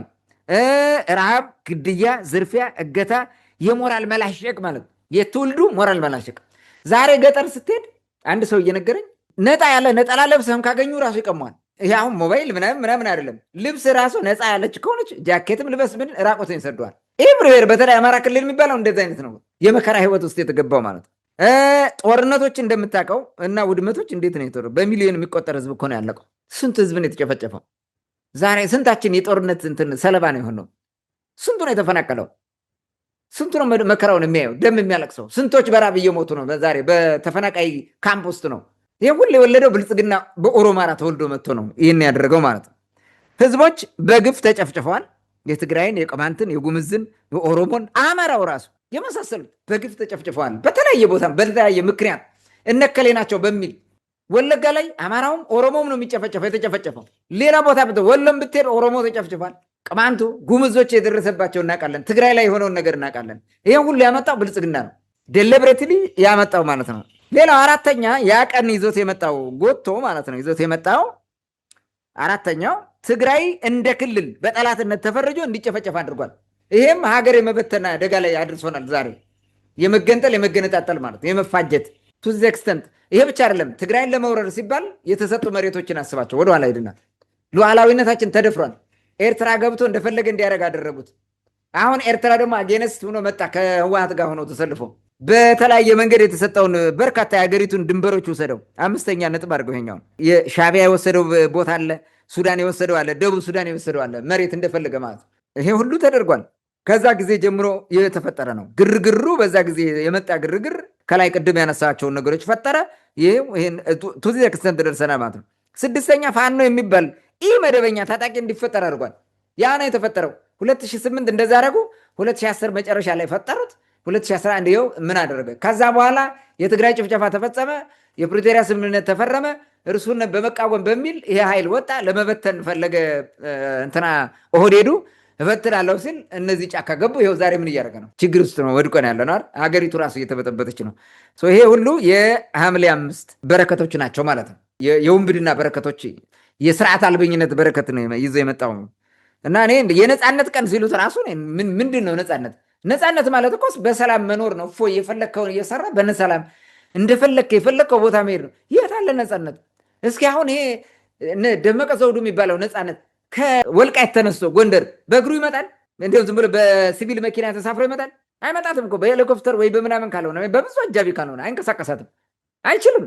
የትኛውም ካድሬ እንደዛ ማድረግ አይችልም። ካድሬ ተራው ህዝብ ራሱ በእግር መሄድ ከአንድ ቦታ መሄድ ሌላም ቦታ ምኑ ነው ነፃነቱ? እንዲህ ሀብት እየተዘረፈ እየወደመ ነፃነት የሚለው ነገር ተገቢ አይደለም ማለት ነው። ኦኬ ይሄ ማንን ነው የጠቀመው? አሁን ምንድን ነው ይሄ እንግዲህ ጥቅም ካለ ማለት ነው። ጥቅም ካለ ማን የተጠቀመው የሚለውን እንይ። የተወሰኑ ነጥቦችን ላንሳ። ሐምሌ 5 ያመጣው ለውጥ የሚባሉት እነሱ የሚሉት ማንን ነው የጠቀመው? አንደኛው የፋርጣው ማፊያ ማህበርና አባላቶች ናቸው የተጠቀሙት። ምን አድርገዋል? ብዙ ንብረት ዘረፉበት። በዚህ ምክር ማለት ነው። ብዙ የሰሊጥ እርሻ አገኙበት። ኢንቨስተር ሆኑ ማለት ነው። በደንብ ነው መግደል የፈለጉትን ነገር አስገደሉ። ትልቁን የቅማንት ጭፍጨፋ ሲመሩት የነበሩት እነሱ ናቸው። አደረጉ። ቅማንት ላይ ያሰበውን መጥፎ ነገር በሙሉ አደረገ። ኮሚቴ 40 ዓመት ምናምን እስከ መፍረድ ድረስ ማለት ነው። ከዛ ጊዜ በተፈጠረላቸው ምቹ ሁኔታ ነው ይሄን ያደረጉት፣ እድል አግኝተው ማለት ነው። በሁመራ ሰሊጥ ባህር ዳር ላይ አሁን ሆስፒታል ሊሰራ ነው። ግርግር እያለ ነው። በመነኩሴ በቤተክርስቲያን አስፈስሎ ከፊት አድርጎን አባ ገብረ ኪዳንን እዛ እንትን ሊሰራ ነው። ከምዕመናን የተገኘ እያለ እንግዲህ ይሰራል። ይሄን ማለት ነው። አንድ ቀን ቴሌቶን ነገር ምናምን እያሳየ ይሰራል። አሁን ባህር ዳር ላይ ትልቅ እንትን ኢንቨስትመንት እየፈጠረ ማለት ነው። ይሄ ከዚህ የመጣ ነው። ሐምሌ 5 ለዚህ ስግብግብ ቡድን የጠቀመው እንጂ ለማንም አልጠቀመም። እርሱ ምንጊዜም በብጥብጥ ተጠቃሚ ነው። ነውጠኛ ስለሆነ ተደብቆ ስለሚሰራ ማለት አንድም ከዛ ማህበር የሚሞት የለም እኮ። ስለዚህ ይሄ የመጀመሪያው ግንባር ቀደም ተጠቃሚ ይሄ ነው። ዛሬም ሰሊጥ ከነ ደመቀ ዘውዱ ጋር ሆኖ ተስማምቶ የሁመራን ሰሊጥ የሚበሉት እነዚህ ናቸው፣ የሚዘርፉት እነዚህ ናቸው፣ ኢንቨስተር ሆኖ የሚሰሩትም እነዚህ ናቸው። ሌላው ነፍሰ ገዳዩ ወንበዴውና ህገወጥ ጦር መሳሪያ ነጋዴው ነው ተጠቃሚ ሆነው። ጎንደር ላይ ዘራፊው ሴት ደፋሪው እንደፈለገ የፈለገውን ያክል ሴት እንደፈለገ እንዲደፍር አድርገውት ያ ነው ያግርግር ይሄን የወለደው። ሶስተኛው ብልጽግና የተባለ የማፊያ ፓርቲ ራሱ የኦህዴዱ ቡድን ራሱ ለዚህ ተጠቃሚ ነው። ምክንያቱም ሀገሪቱን በምስቅልቅል ህይወት ውስጥ አስቀምጦ ተጠያቂነት የለውም፣ እንደፈለገ እያደረገ ይኖራል ማለት ነው። እንደፈለገ እንደ ልቡ የፈለገውን ያደርጋል። ህዝብ እና ሀገር እየፈረሰ ነው፣ ህዝብ ደግሞ እየሞተ ነው። ለሱ ጣጣም የለውም እሱ። ሌላው ሻቢያ ነው። ሻቢያ ሀገሪቱን ኢትዮጵያ የምትባል ሀገር የማፍረስ ህልም ነበረው። ህልሙ ተሳክቶለታል። መጀመሪያ የትግራይን ኃይል ማዳከም ዋና ነው ብሎ ስላሰበ ያን ስርዓት ያመጣው የትግራይ ኃይል ነው በሚል እሱን ለማጥፋት የቆየ ብቀላውን ይዞ መጥቶ ስራ ሰራ ማለት ነው። ከዛ ተገልብጦ ደግሞ አሁን ሌላ ሀገር የማፍረስ ስራ እየሰራ ነው። ተሳክቶለታል። ኦልሬዲ እኮ ይኸው ኢትዮጵያ ሰላም የላትም፣ ልማት የላትም። ህዝቡ በመከራ ውስጥ ነው ያለው፣ ችግር ውስጥ ነው ያለው። ተሳካለት ማለት ነው። ሻቢያ አትርፏል ከዚህ ግርግር ማለት። አምስተኛ የማህበራዊ ሚዲያ ቅልብተኞች በደንብ ነው ስራ እድል አግኝተዋል። ትልቅ ስራ ማለት በዚህ ጉዳይ እያራገቡ እንደፈለጉ እያደረጉ ይሰራሉ። እነ ዘመድኩን ይሄን ነው የሚሰሩት እኮ፣ እነ ሞጣ ይሄን ነው የሚሰሩት። ሌሎችንም ጥራቸው፣ በጣም ብዙ ቆጥረ ማዘልቃቸው። በፒፒ በዛኛው ሳይድ ያሉትን እነ መሀል ሜዳ ነው ምናምን የሚባል በጣም በርካታ ቅልብተኛ አለ። ሶሻል ሚዲያ ላይ ወጥተው በመለፍለፍ ብዙ ላይክ እና ሼር ምናምን ቪው ስለሚያገኙ ብር የሚያገኙ ዶላር የሚያገኙ ማለት ነው። ነፍ ናቸው። እነዚህ ናቸው ተጠቃሚዎች እንጂ የአማራ ህዝብ አልተጠቀምም። የወልቃይት ህዝብ አልተጠቀምም። ፍዳውን እያየ ነው ዛሬም ቢሆን ማለት ነው። ምንም ያገኘው ተስፋ የለም። ምንም ያገኘው ነገር የለም። ምናልባት እዛ አካባቢ ህወሓት ወጥቷል፣ ግን ሌላም ስጋት አለ። ነገ ጦርነት አለ ብሎ በከፍተኛ ስጋት ውስጥ ነው ያለ ወልቃይት ህዝብ ዛሬ ራሱ ማለት ነው። እሱ ምንድን ነው የመጣው? ምንም ያመጣው ይሄ ሰላም የምትለው ነገር የለም። ወይም ጥቅም ካልን ደግሞ ከጥቅም አንጻር ቅድም እንደነገርኩ ውስን ህገወጥ ሰዎች ወይም ህገወጥ ቡድኖች ናቸው ተጠቃሚ የሆኑት ከዚህ ግርግር ማለት። አብዛኛው ሀገሪቱም ህዝቡም የአማራም ህዝብ የአማራ ክልል የሚባለው መከራ ውስጥ ነው የገባው። ታንኪዩ። መልካም። እንግዲህ ይህ ዕለት ወይም ሐምሌ 5 ሲታወስ ያስከተለው ዳፋ ነው በብዛት ጎልቶ የሚታየው። ምክንያቱም ያስከተለው ችግር ህዝባዊ ነው፣ ሀገራዊ ነው። ጥቅም የሚያገኙት ደግሞ ጥቂት ቡድኖች ወይም ግለሰቦች ናቸው። በዚህ ግርግር አሁንም እንዲቀጥል የሚፈልጉ በተለያየ አቅጣጫ ያሉ ቡድኖች ማለት ነው። እንግዲህ ሐምሌ 5 ሲታወስ ከዛን ዕለት ጀምሮ በጎንደር ከተማ በወርቅ ንግድ በተለያዩ ስራዎች ላይ ተሰማርተው የነበሩ የትግራይ ተወላጆች በብዛት የተገደሉበት፣ የተፈናቀሉበት፣ ንብረታቸው የተዘረፈው የወደመበትም የተዘረፈባቸውና የወደመባቸውም ዕለት ነው ይሄ ቀን። ምናልባት ጎንደር አካባቢ ቅማንቱን ብቻም ጎድቶ ያቆምም አይደለም፣ ከዛ ወገን ነው። ወይም ደግሞ ችግሩን እኛ የምንፈጥረውን ግርግር አይደግፍም የተባለ አማራም የተጎዳበትም ሊሆን ይችላል። ያው ለዛ ብዙም ትኩረት ተሰጥቶት ስለማይወራ ሊሆን ይችላል እንጂ እንግዲህ ከዚህ በኋላ ከዚህ ግርግር ተነስቶ ነው ቅድም ያነሳቸው ችግሮች እንደ ሀገርም የመጡት ማለት ነው። በኋላም የቤንሻንጉል ጉሙዝ ክልል ድረስ ሂዶ እናሳምነው ጽዬ የመሩት ጦርነት ወደ 350 ምናምን ጉምዞችን ገለዋል። ይህም ራሱ የዚህ ውጤት እንደሆነ ትልቅ ማሳያ ነው። ሌላ የማዕድን በተለይ የወርቅ ማዕድን አሁንም ድረስ ኢቨን የመንግስት ባለስልጣናት እና የመከላከያ ውስጥ ያሉ በስልጣን ደረጃ ያሉ ሰዎች የሚሳተፉበት የሚባለው ከተለያየ አቅጣጫ በቤንሻንጉል ጉሙዝም በጋምቤላም ከትግራይም ጭምር ከተለያዩ አካባቢዎች አሁንም ድረስ የወርቅ ማዕድን እየተዘረፈ ወደ ሌሎች ሀገራት እንዲሸሽ የሚደረግበት። እንደውም ሰሞኑን አንድ ዜና እያየው ነበረ። ከዚህ ቤንሻንጉል ጉሙዝ አካባቢ ፋኖ ወጣቶችን እያፈነ የራሱንም ቡድን ጨምሮ ወርቅ እያስቆፈረ ወደ ሱዳን ላይ እያስወጣ የሚልክበት ሁኔታ እንዳለ እየወጣ ነው። ይህ ግልጽ ነው። ምንም የሚደበቅ ነገርም አይደለም። ሰላም ሳይሆን ሲቀር ሀገር መረጋጋት ካልቻለ ይህ ሁኔታ ነው የሚቀጥለው። እነዚህ ሁላ ቅድም የዘረዘርካቸው ችግሮች የዚህ ውጤቶች ናቸው ማለት ነው። እንግዲህ አሁን ዛሬ ላይ ሐምሌ 5ን ወይም ደግሞ ሐምሌ 5 ቀንን የሚያከብሩ የአማራ ነፃነት ቀን ብለው የሚያከብሩ ሰዎችን እናንሳ እነማን ናቸው የሚለውን።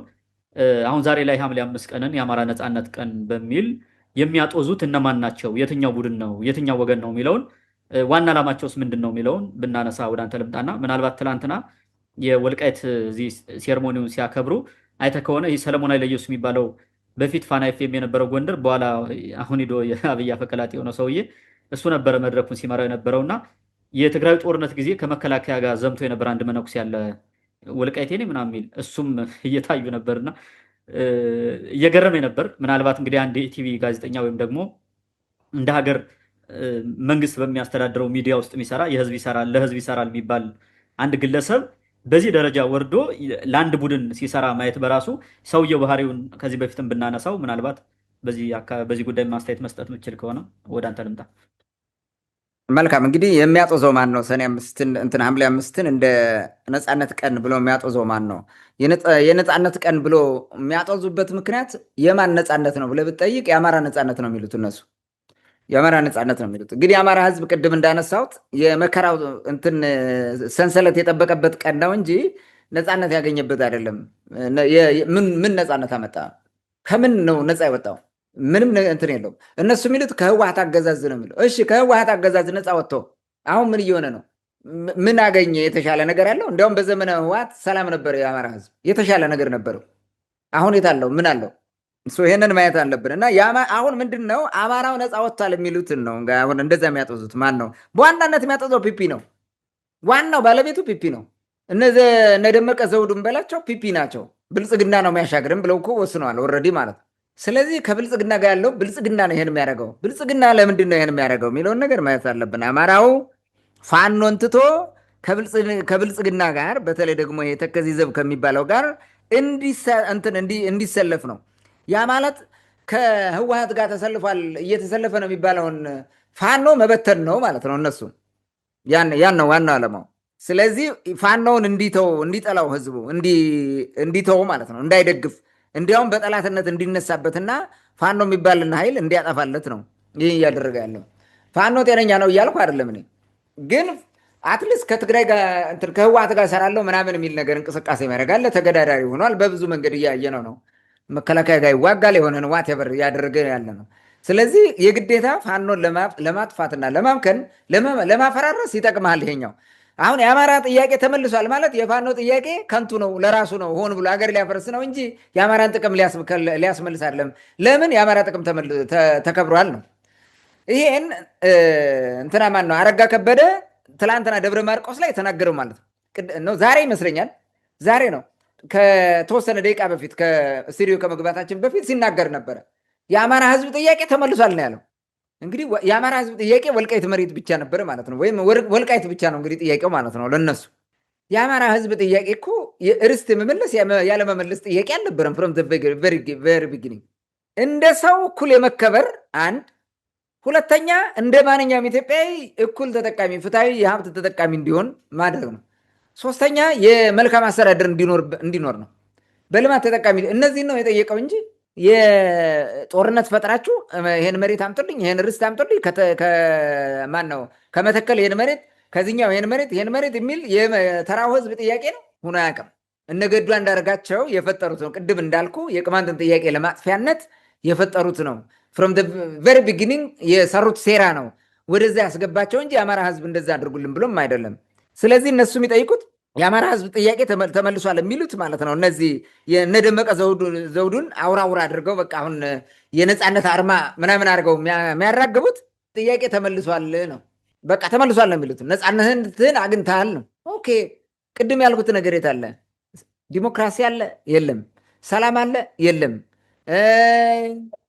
የልማት ተጠቃሚ ነው? የለም። ልማት አለ? የለም። ከየት አለ? ከየትም ቦታ የለም ምንም።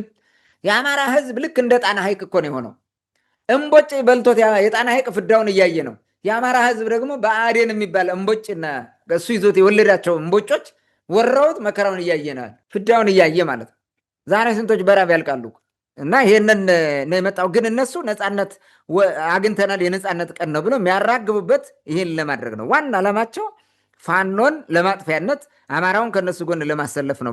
በአዴን ወይንም ፒፒ መልሷል ነው። ይህን ዓላማውን እውን ለማድረግ ደግሞ ወልቃይት የአማራ ህልውና እንደሆነ አድርጎ ሰበከ ማለት ነው። በቃ ወልቃይት ብቻ ነው የአማራ ህልውና፣ የአማራ ጥያቄ ወልቃይት ብቻ እንደሆነ እሱን ደግሞ ከወያኔ ቀምተን አምጥተናል። ስለዚህ ከወልቃይት ዘብ ጋር ቆሞ ወያኔ እንዳይቀማ እንጂ ነፃነታችን ተረጋግጧል ነው። አለቀ። ራያንስ ቲፒኤልኤፍ አይደል የያዟ? አይመለከትም ራያ። እንደዛ ከሆነ ማለት ነው ከመሬት ጋር የተያዘ ጥያቄ ካለው የአማራ ህዝብ ራያንስ፣ ጸለምት ህወሓት ወስዶታል፣ ራያም ህወሓት ወስዶታል። ስለዚህ ለምንድን ነው እዚህ ጋር የሚያንባርቁት? የአማራውን ህዝብ ከሁለት ለመክፈል በወልቃይት ደጋፊና ከቲፒኤልኤፍ ጋር የተሰለፈ በሚል ለመክፈል ትልቅ እንትን ስላለው ነው፣ ጋፕ ስለሚፈጥርላቸው ነው ይሄን እያደረጉት ያሉት። ስለ እነዛ አይናገሩ ማለት ነው። እናም በአጋጣሚ የጀግንነት ዝና ያገኘው ደመቀ ዘውዱን በመኮፈስ እና ጀግና በማጫወት የብልጽግና መንግስት ዋና ማጭበርበሪያ አድርጎ እየተጠቀመው ነው። ይህን ነው የሚጠቀመው። ብልጽግና አማራውን ለማታለልና ለማጭበርበሪያ እየተጠቀሙበት ስለሆነ ነው። ዓላማቸው እዚህ ጋር የሚያዝ ነው። በአሁኑ ሰዓት እንግዲህ ኦህዴድ የሚመራው ብልጽግና የህወሓትና የፋኖን ጥምረት አብዝቶ ይፈራዋል። በጣም ነው የሚፈራው። ተደናግጧል። ችግር ይመጣብኛል ብሎ ማለት። ስለዚህ ከህወሓት ጋር የገባውን ኃይል ወይንም ጥምረት የፈጠረውን ኃይል ከሃዲ ነው፣ አማራውን ክዶታል፣ ወልቃይትን ለህወሓት ሊሰጠው ነው በሚል ያራግቡታል ማለት ነው። ስለዚህ ማንን ማጀገን አለብህ? እነ ደመቀ ዘውዱን ማጀገን አለብህ ማለት ነው። የተከዜውን ምናምን የሚባለውን ከመከላከያው ጋር ከብልጽግና ጋር የሚሰራው ማጀገን አለብህ፣ ይሄኛውን ለማኮስመን ማለት ነው። ይሄ ደግሞ ምን እድል ይሰጣቸዋል? ነገ ጦርነት ቢገጥሙ ወልቃይትን ለመጠበቅ ነው የሚሉት ለአማራው። ስለዚህ ጦርነት ቢገጥሙ አማራው ምን ያደርጋል ማለት ነው? ከመንግስት ጋር ወይም አሁን ከዚኛው ሳይድ ጋር ተሰልፎ ይዋጋል ማለት ነው። ፋኖን የህዝብ መሰረት ታሳጠዋለህ ማለት ነው። ፖለቲካውና አቅዱ ይሄን ነው የሚመስለው እየተደረገ ያለው ማለት ነው። ይህን ለማፍረስ ደግሞ ይህን የህወሓትና የፋኖን ጥምረት ለማፍረስ አማራው ፋኖን እንዲጠላው የማድረግ ስራ መሰረታዊ ነገር ነው ማለት ነው። ህወሓትን ማሰይጠን፣ ዳቢሎሳዊ ማድረግ፣ ሰው እንዲጠላው ማድረግ ዋና ስራቸው ነው። ከእርሱ ጋር ደግሞ የሚሰለፉት ያው ተመሳሳይ አብረው የሰይጣኑ ሰይጣን ናቸው አብረው ማለት ነው። ሰይጣን የመረጡ ብሎ እንትን ያደርገዋል። ሲንግላው ታደርገ ያኛውን እንደፈለግ ታደርጋል። ይህ ማሸነፊያ ዘዴያቸው ነው። ፕሮፓጋንዳ ነው ይሄን የሚሰሩት ማለት ነው። በዚህ ምክንያት የጎንደርና የጎጃም ፋኖ በሚል ከሁለት ከፍለውት ጎንደሬው ጎጃሜ እንዲሳደብ፣ ጎጃሜው ጎንደሬ እንዲሳደብ እያደረጉት መሰረት ማጣት ይሄ ምንድን ነው? አንድነት እንዲያጣ እንዳይገናኙ የማድረግ ስራ፣ እውነት እንዳይረዱት የማድረግ ስራ የሚሰሩት። በዚህ መካከልም በተናጠል ጥቃት እየፈጸመበት ነው። ፋኖ ላይ በታተነው ተመታቱን አይተጋገዝም። የባለፈው አሁን ሰሞኑን ዘገብናቸው እንትኖች ገጠሙት ማለት የስ ከጎጃሙ ጋር ጎንደሩ አንዱ ካልሆነ በተናጠል ይቀምሳል። እንደዚ አይነት ነገር ያደርገው ማለት ነው። ውጤታማ ናቸው። በነገራችን ላይ ብልጽግና በደንብ እየሰራበት ነው። በወልቃይት ላይ ኢንተረስ ያላቸው እነማን ናቸው የሚለውንና ፍላጎታቸው ምንድን ነው የሚለውን ማየት ጥሩ ነው። እዚህ ላይ ይሄንን ካየን የሚያራግቡትን እነማን እንደሆነ የበለጠ ማየት እንችላለን ማለት ነው። አንደኛ ኦህዴድ ነው። የኦህዴዱ ተስፋፊ ኃይል ነው። ይሄ ምንድን ነው የሚፈልገው? አማራውን እና ትግሬውን ማባያ ቦምባ አድርጎ መጠቀም ነው። ወልቃይትም አይመልስም። ይሄ ነው ብሎ በህግ እንትን አያደርግለትም። የአማራውም ነው አይልህም፣ የትግራይንም አይልህም። ስለዚህም በመሀል እንዲቀመጥ ምክንያት ይፈጥራል። ከመለስ ነው እንደዚህ ስለሚሆን ለብቻ ዝም ብሎ ይቆይ ምናምን ይላል። የተፈናቀለ ሰው መመለስ አይፈልግም። ዋቴቨር ከሆነም እሱ በሚፈልገው መንገድ ማድረግ ነው የሚፈልገው። ተፈራራሚ አካላት በአንድ ላይ እንዲሰሩ አይፈልግም። ስለዚህ አንደኛው ይሄ ነው። ሁለቱን ማባያ ነው። የአማራውንና የትግሬውን ህዝብ መነጣጠያ ነው፣ ማዳከሚያ ነው። ኃይሉን ራሱ ማዳከሚያ ነው። አማራውን እርስ በርስ ማዳከሚያም መበታተኛም ነው አድርጎ የሚጠቀመው ኦህዴዱ። ይኸው ጎንደርና ጎጃም የሚል ከፍሎልሃል። ሸዋው ደግሞ ገለልተኛ ነው ይልሃል። ወሎ እዚህ ውስጥ የለበትም። በቃ እንዲህ አድርገህ ይበታትነዋል። ሌላው በመካከል የሚፈልገውን ሀብትም ይዘርፋል። ቅድም ስታነሳ የነበር በሽ ነው የሚዘረፈው። በነገራችን ላይ እንደ ጉድ ነው የሚዘረፈው ንብረት ሀብት። በዚህ ግርግር ማለት ነው ተከፋፍለሃል። ምን ብለህ ሀብትን ትጠብቃለህ? አትችልም። ስልጣን ላይ በዚህ እንዲህ እያደረገ ስልጣን ላይ ተንጠልጥሎ ለረጅም ጊዜ ይቆያል ማለት ነው። ኦኬ፣ ሁለተኛው ህወሓት ነው። ህወሓት በወልቃይት ጉዳይ ያለው እንትን ዋና ኢንተረስት ምንድን ነው? አንደኛው መሬታችን ነው፣ ሉዓላዊ ህገ መንግስታዊ የሆነ ሉዓላዊ ግዛታችን ነው ብሎ ያምናል። ራሱ በሰራው ስርዓት በመጀመሪያው ማለት ነው ያምናል። ስለዚህ እሱን ማስመለስ አለብኝ ብሎ ያስባል። ካላስመለስ የትግራይ ህዝብ አይወደኝም ነው። ምን ማለት ነው? የተበላሸ ፖለቲካውን ማቃናት ማለት ነው። የትግራይ ህዝብ ቲፒኤልኤፍን እንዲጠላው አሁን እያደረገ ያለው ዋናው ነገር እነዚህም ቦታዎች ካላስመለስክ ነው። ሉዓላዊ ግዛታችን አላስመለስክም ነው በዋናነት የሚጠሉት ማለት ልጆቻችን አንሰጥም ብለው ዛሬ እንትን የሚሉት በዚህ ምክንያት ነው። ስለዚህ ወልቃይትን ካላስመለሰ ቲፒኤልኤፍ ህልውና ሊኖረው አይችልም በፍጹም። የግድ ይሄን እንትን ያደርጋል ማለት ነው። ቲፒኤልኤፍ ወልቃይት የሞት ሽረት ትግል ነው። በህይወት የመኖር ብቸኛ መንገዱ ነው ለህወሓት። ትጥቅ ፈትቶ እጅ ያለመስጠት ምክንያቱ ይሄ ነው። ባለፈው በስምምነት ምክንያቱ ትጥቅ ምና ያልተመለሰ መሬት አለን ነው የሚለ። ለምን ትጥቅ ትታጠቃለህ? ለምን ሰራዊት አትበትንም? ግዛታችን አልተመለሰም የሚል ነገር ያመጣል ማለት ነው። ይህም ሌላው ምክንያቱ ነው። መንግስትን ለመዋጋትም ሰበብ ይሆነዋል። ግዛታችን ተወስዶ እንትን አላለም ነው። ስለዚህ ወልቃይት ግዛት እንደተወሰደብን ነው የተፈናቀሉ ሰዎቻችን አሉ እነሱ ሳይመለሱ በሚል እንትን ይመጣል። ሰበብ ኢቭን ትግራይንም ራሱ ሞቢላይዝ አድርጎ ከጎኑ አሰልፎ ለመዋጋት ሰበብ ይሆነዋል ማለት ነው።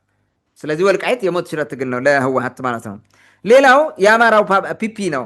የአማራው ፒፒ የሚባለው ማለት ነው ብልጽግና ነው የሚለው እና አረጋ ከበደ የሚመሩትና እሱ ጋር ያለው ማለት ነው። ይሄ እንግዲህ ከአማራ ህዝብ ድጋፍ ለማግኘትና ያን ለማስቀጠል ነው የሚጠቀመው። ማታለያነት ነው። የአማራ ህዝብ ጥያቄ ተመልሷል፣ ወልቃይትን መልሰንልሃል፣ ርስት ተመልሷል እያለ ያጭበረብርበታል ማለት ነው። ይሄ ነው አንደኛው። ይሄ ነው ሌላ እንትን የለውም። ሌላው ደግሞ ሁለተኛው እዚህ ጋር የሚፈልገው ምንድን ነው? የመዝረፊያ ዋና እንትኑ ነው፣ ማዕከሉ ነው። እንደፈለገ ነው የሚዘርፈው። ሰሊጥ ምናምን ምን የሚባል እዛ ጋር ያለ እንደፈለገ ይዘርፋል። ለመዝረፊያ ግርግር ለማንሻ ሁልጊዜ ሁከት እየፈጠረ ለመዝለቅ ይሄ ግድ ነው ማለት ነው። ሌላው አገር ለማፍረሻነት ራሱ የአማራው ሊቅ በተለይ አገር ለማፍረሻነት፣ አገር ለማመሻነት እንዲሁም መንገስ አለብን ብለው ያስባሉ። ስለዚህ ብጥብጥ ካለ በሂደት በግርግሩ እኛ ወደ ስልጣን እንመጣለን የሚልም አላቸው። ርስታችን እናስመልሳለን ምናምን በሚለው ማለት ነው። አራተኛው ባለጉዳይ ደግሞ ፋኖ የተባለው ታጣቂ ነው። ፋኖ ዋና እንትኑ ምንድን ነው? አመጣጡ ህገወጥ ነው። የቅማንትን ጥያቄ ለማፈን የተፈጠረ ነው። በሂደት ሜንስትሪም ተደርጓል። የተለያየ ነገር ተፈጥሯል። በትግራይ ጉዳይ ምንም ሲል የተፈጠረው ነገር አለ። ህገወጥ ነው። ስለዚህ ህጋዊ እና ህዝባዊ መሆን ይፈልጋል። ህጋዊ ህዝባዊ ለመሆን የአማራን ርስት እያስመለስኩ ነው ከሚልበት አንደኛው ይሄ ነው። አንደኛው የሚያነሳው ማለት ነው።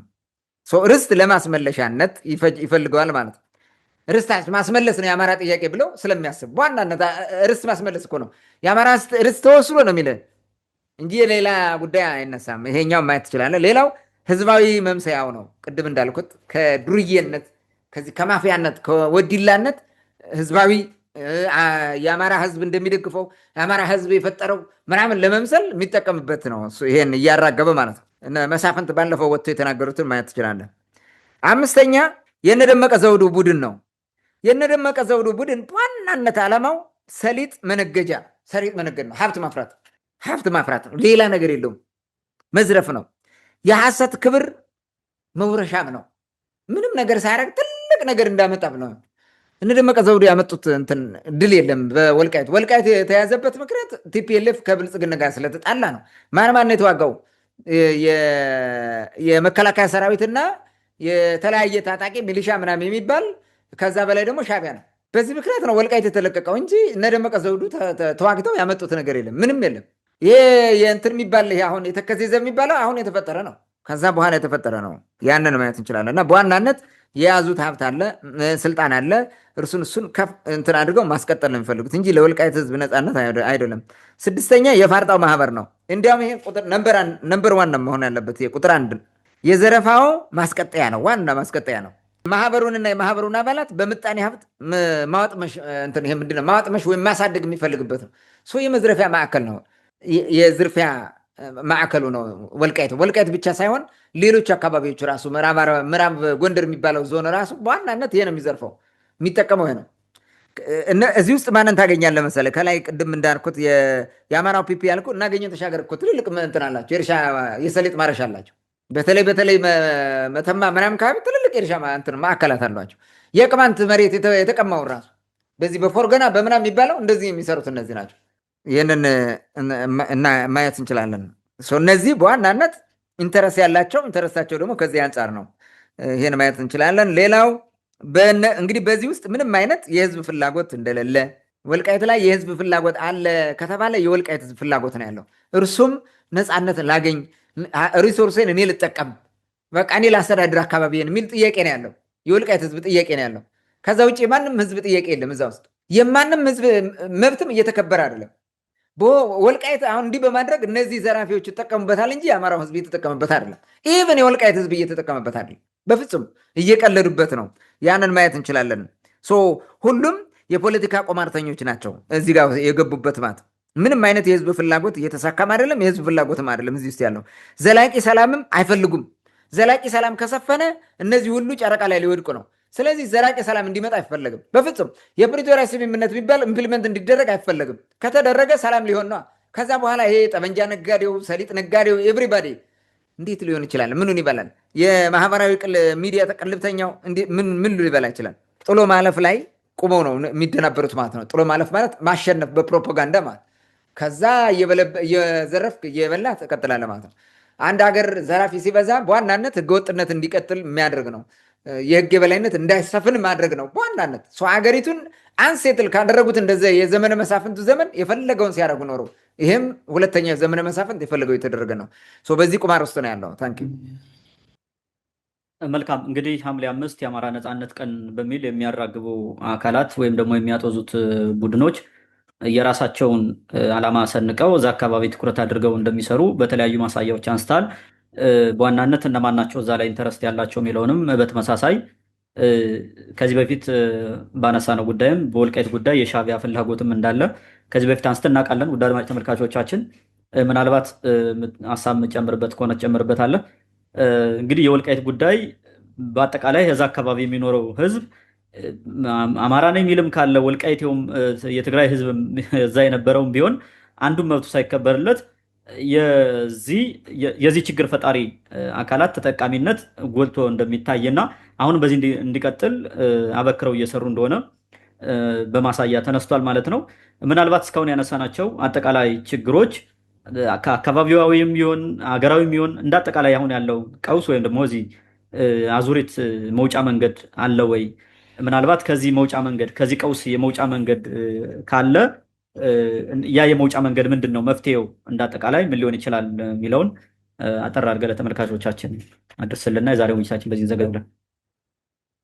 መልካም። እንግዲህ ችግሩን አውቀናል። ምንድን ነው ችግሩ የሚለውን አይተናል። ይህ ችግር በዘለቄታ ካልተፈታ ምንም አይነት ሰላም ሊመጣ አይችልም። ስለዚህ የዘመነ መሳፍንት ቀዳማዊ ወደ 84 ዓመት እንደዘለቀው ሁሉ ይሄም ገና በብዙ ዓመታት እንትን ሊያደርገን ሊያጠፋን ይችላል።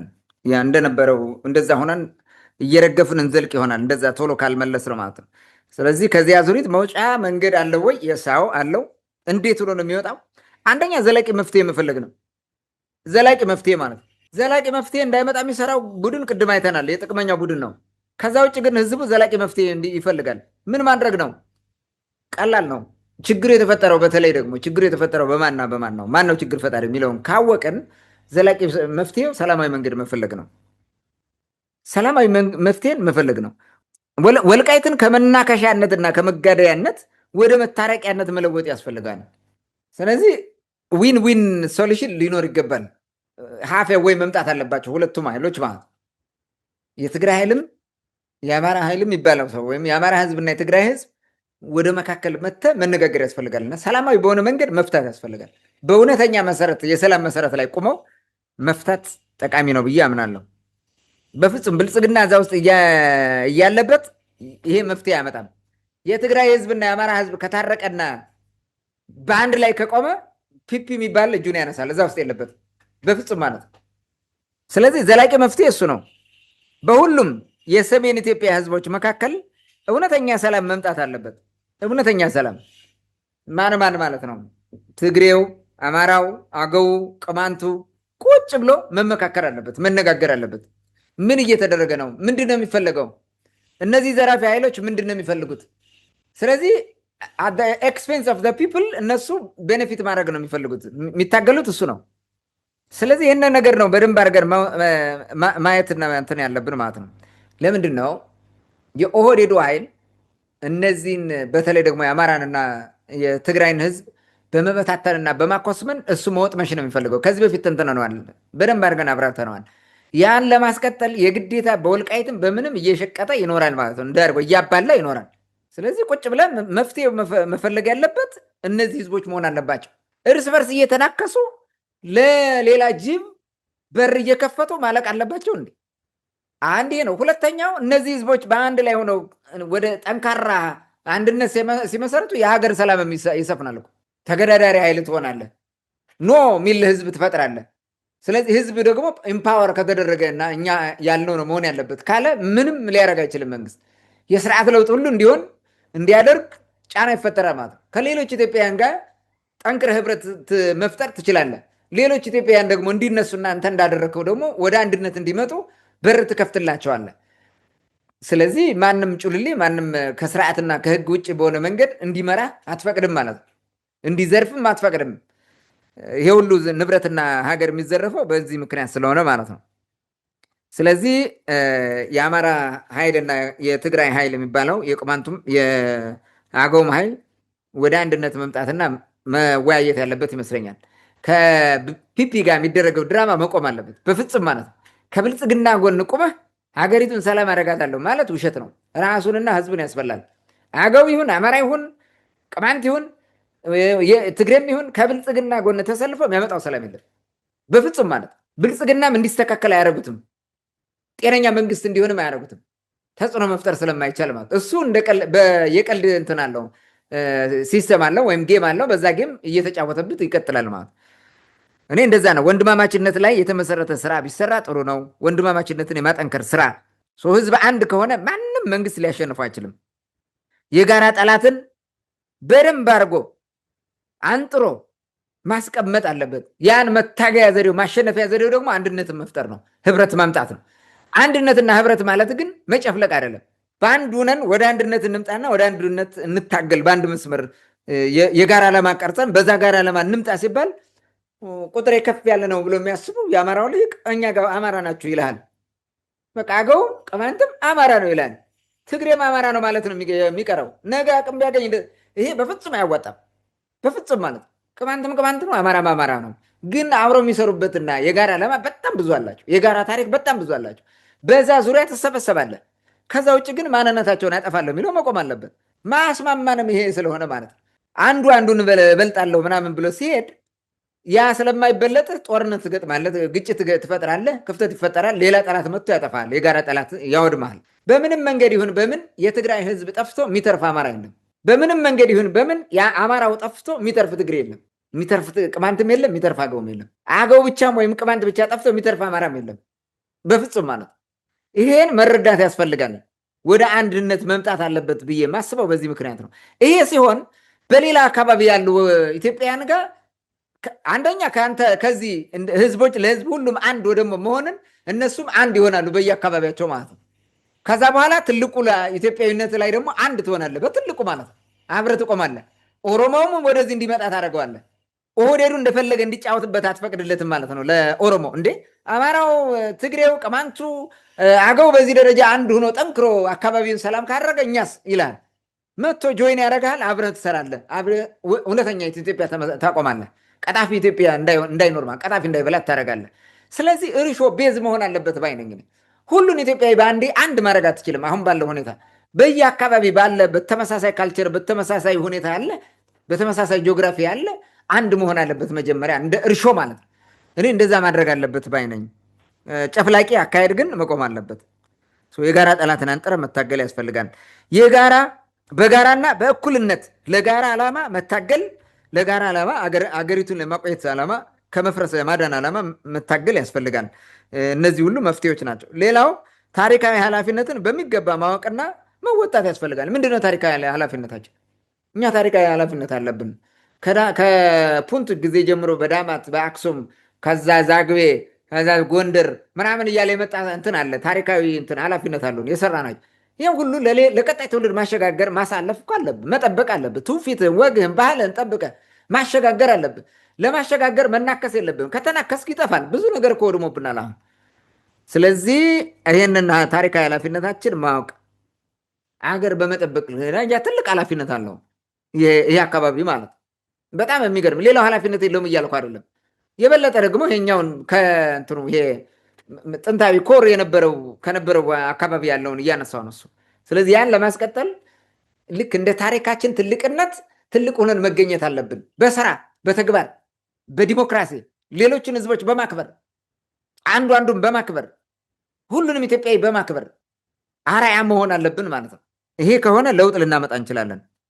ከዚህ በፊት የሄድንባቸው የመጠፋፋት መንገዶች እርግፍ አድርገን መተው አለብን። በፍጹም ማለት በፍጹም ቅማንት ጠፍቶ ሚድን አማራ የለም። እውነቱን ለመናገር የሚጠቀም አማራም የለም። የሚጠቀም ፋርጣ ግን አለ፣ ማህበር ማለት ነው። የሚጠቀም ብአዴን ይኖራል፣ የሚጠቀም ደርግ ይኖራል፣ የሚጠቀም ዋቴቨር ኃይለ ሥላሴ ይኖራል። በፍጹም የአማራ ህዝብ ተጠቅሞ አያውቅም። ይህን ነው መረዳት ያለበት ማለት ነው።